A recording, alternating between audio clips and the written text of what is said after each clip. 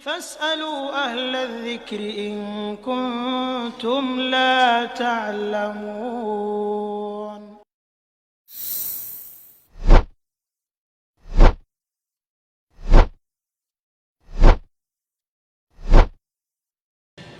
Al-manhaj adalah sikap dan cara beragama yang benar, yang lurus.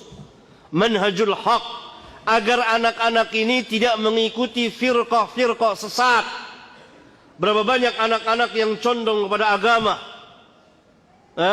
dia semangat beragama, tapi duduk di majelis yang sesat, yang justru membinasakan mereka. Lihat yang mengajarkan tentang jihad sana, jihad sini, tanpa ilmu. Ngebom sana, ngebom sini. Itu anak-anak muda. Tapi sesat mereka dalam beragama. Maka kita ajarkan anak kita manhaj agar mereka di dalam beragama tidak tersesat. Ada bom bunuh diri. Berapa banyak? Itu kan dilakukan oleh para pemuda. Bahkan ada yang usianya sangat muda sekali, belasan tahun. Atas nama apa? Atas nama agama.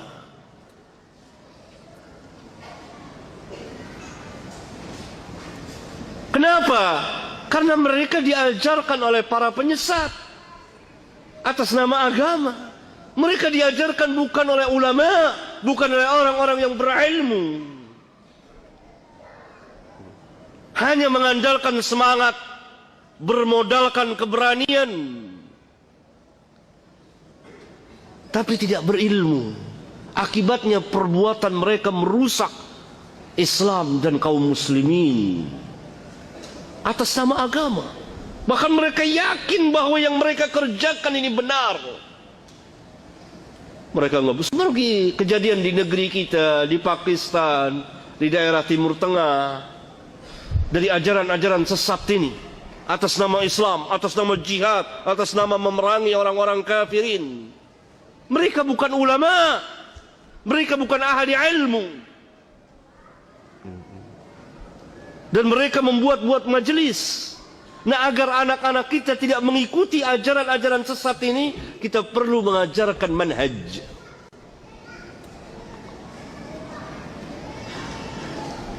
Saya telah menulis sebuah kitab tentang masalah manhaj, itu Law kana khairan lasabaquna ilaihi. Barangkali kalau memungkinkan kita bahas di masjid ini, kalau mungkin, insyaallah taala, supaya anak-anak kita dan kita tidak tersesat dalam beragama, supaya lurus, supaya mengikuti sunnah Rasulullah sallallahu alaihi wasallam. Karena ajaran Islam adalah kemaslahatan untuk kemaslahatan umat manusia, memberikan kemaslahatan kepada umat manusia. Hatta orang-orang kafirin hidup di tengah-tengah kaum muslimin dijamin aman. Bagaimana mungkin Islam mengajarkan perusakan tanpa hak, membunuh tanpa hak, menumpahkan darah tanpa hak, merusak bangunan dan jalanan, sedangkan sebuah duri yang ada di jalanan kita singkirkan merupakan bagian dari keimanan. Kan Nabi SAW bersabda, iman itu mempunyai 60 cabang lebih, dalam riwayat yang lain 70 cabang lebih. Ini dalam riwayat Bukhari dan Muslim. Dalam salah satu riwayat Imam Muslim, yang tertinggi kalimat La ilaha illallah, yang paling rendah imatatul adza anit tariq, menghilangkan gangguan dari jalan, berupa duri, paku, jalan. Lihat, bagaimana mungkin Islam mengajarkan perusakan kalau sebuah paku yang ada di jalan diperintah untuk kita singkirkan agar tidak terkena manusia yang jalan di jalanan tersebut. Luar biasa ajaran Islam. Nah, agar lurus ini kita belajar manhaj.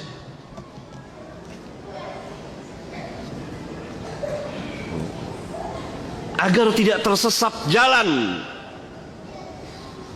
Karena ketika terjadi kebangkitan kembali kepada agama, berbagai manusia kembali kepada agama, akhirnya sebagiannya tersesat di dalam memahami, kemudian mengamalkan, kemudian mendakwakan agama.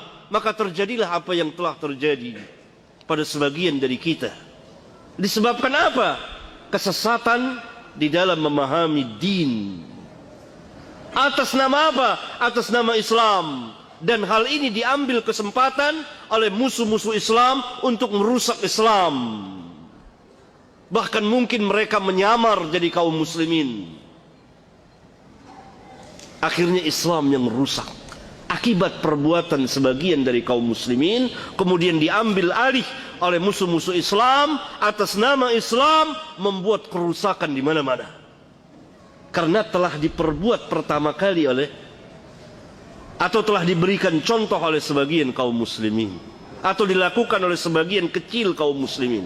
Karena itu Islam bersama para ulama'nya berlepas diri dari perbuatan-perbuatan yang seperti itu. Nah, pemuda-pemuda ini belajar agama dari orang-orang yang tidak mengerti agama. Saya punya pengalaman tersendiri.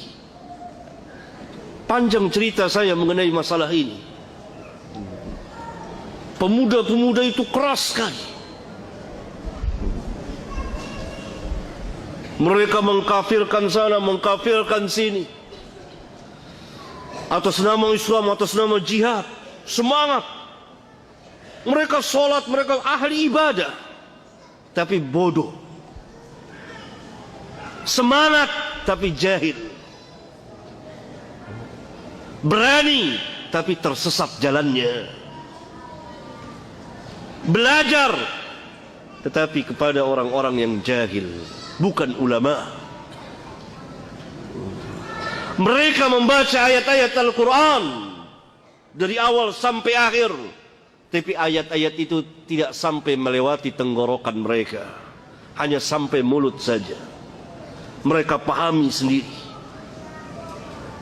Ini akibat tidak adanya pelajaran manhaj. Karena itu sejak lama, sejak saya tulis kitab ini, saya menganjurkan kepada